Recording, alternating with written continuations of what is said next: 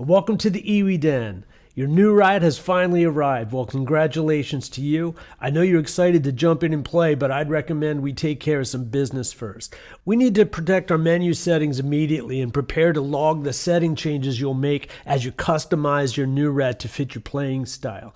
It's never really fun to lose time, ideas, or need to repeat work. First thing we're going to do is log our initial settings. And this will be a valuable introduction and overview to the Nurad, and also understanding the Nurad's layout and gaining control and command over the menu settings will be very, very helpful in giving you control and insight into this new instrument. We'll be using the Nurad setting spreadsheet to log our settings, ensuring that you can easily recreate them if there would ever be a need to do a factory reset or you accidentally change an important setting and can't remember what it is. With the Nurad settings spreadsheet, you'll easily be able to check to see that all your customized settings are still accurate, safe, and sound. So I'd recommend that right now you go and download the Excel or numbers file for the Nurad setting log.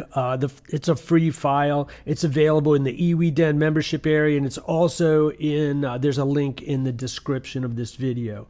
So pause the video and get your file right now. It'll be worth the 2 minutes, and then we'll take a look at how to navigate the menu. Okay, so let's take a look at the menu and how the buttons work to control and manipulate data inside of the menu. So these buttons are located on the underside of your EWI in the lower left quadrant, and that stack of buttons, you can see the top button right there, that is scroll up, the bottom button is scroll down, the middle button is enter, and this button over here to the left is the menu button. Now the menu won't show up unless the Nurad is powered on, so I'm going to power it up, and very briefly, it'll say Nurad, and it'll give you a glimpse of the firmware update number that you're operating on. So, and then immediately it goes off, and the light goes off on the menu after a short amount of time to save battery. So let's say we want to access the menu. We will hit the menu button, and the menu will show up, and there's a flashing cursor there saying that, hey, you know, if you hit enter now, you can change the values inside of TRANSPOSE, which is the item.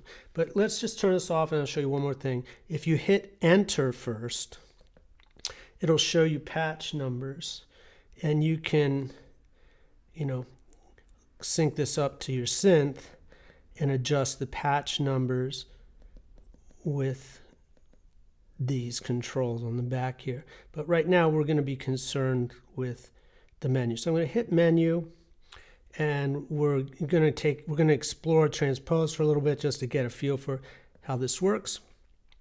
So when you enter an item, there's basically 3 different ways this happens, and this is the first way, where there's only one item that can be changed inside the TRANSPOSE area, and that's, you know, the interval where it's being transposed. And mine's on -2. I played tenor. Mine's on -2 quite a bit. If I want to change this and save it, let's say I want to play it in concert key. So I'm going to scroll up to 0. You could go up to +12 half steps or down to -12 half steps, and it's still flashing. So if I play the Nurad right now, it would not be transposing. It would be in concert key, but it would not save that setting if I turned it off. So if I want to save the setting, I can either hit enter or menu to save the setting, and it stops flashing. This is going to be important. I'm going to show you a method to use to ensure you don't change settings when you're logging settings into the spreadsheet. But that's how this works. And now if we back out of menu, it's going to save that.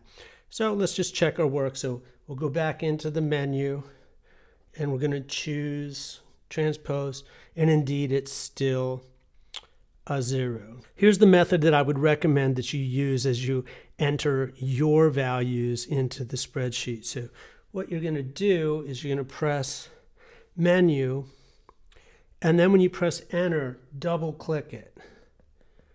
because it's not going to allow you to change the value.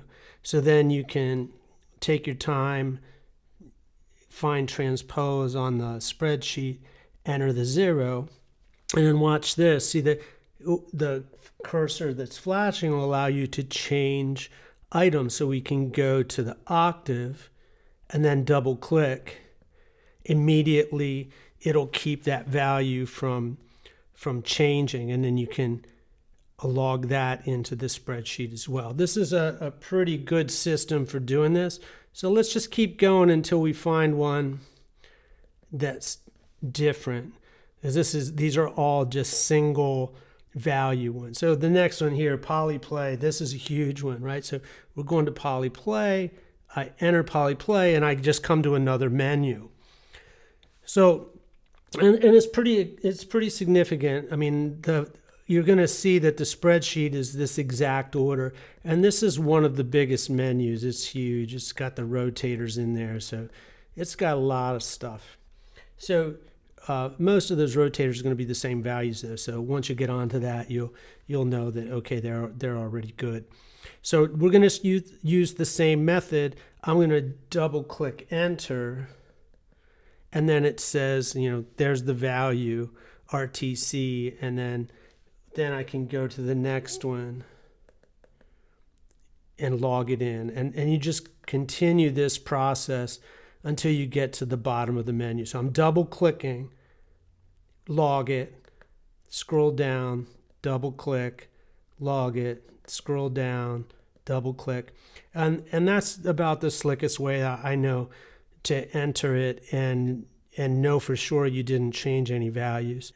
The next menu setting, setup, is the same way. Like you click on setup and it gives you another list.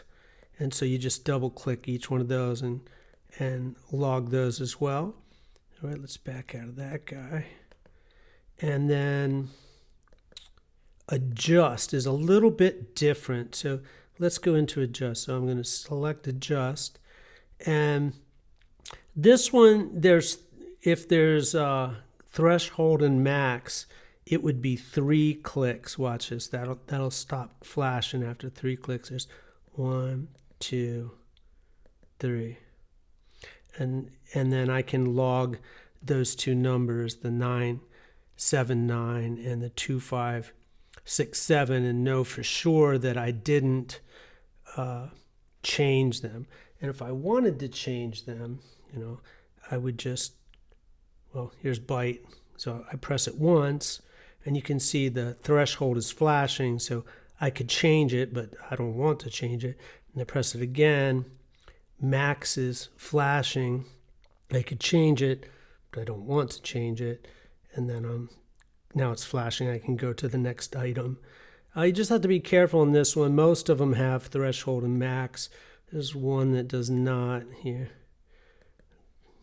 Touch only has one, so that would be click it twice, and then you can go to the next.